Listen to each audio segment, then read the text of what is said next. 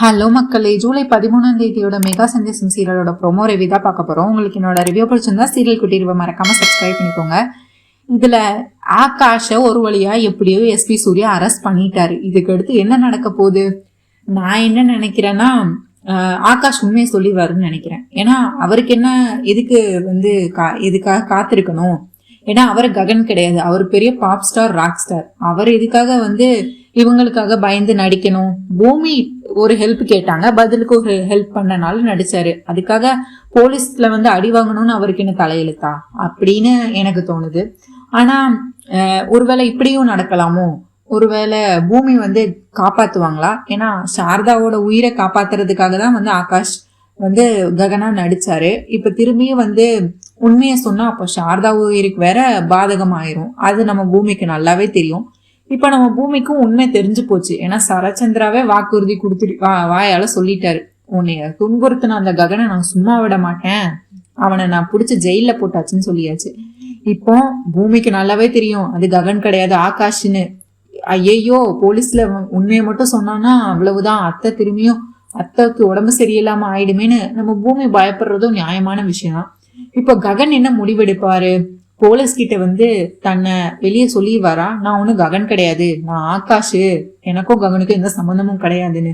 இல்ல அதுக்குள்ள போய் நம்ம பூமி எப்படியாவது காப்பாத்திடுவாங்களா? இதுக்கு எல்லாமே மூல காரணம் யாரு? நம்ம மீரா தானே கேஸ் கொடுத்தாங்க. இல்ல மீரா போய் கேஸ வாபஸ் வாங்குவாங்கன்னு நினைக்கிறீங்களா? இல்ல பூமி வெளியே எடுப்பாங்கன்னு நினைக்கிறீங்களா? இல்ல பூமி ஏதாவது ட்ரிக் ஏதாவது பண்ணி செரிக்கிட்ட ஒருவேளை உண்மையை சொல்லிடுவாங்களோ?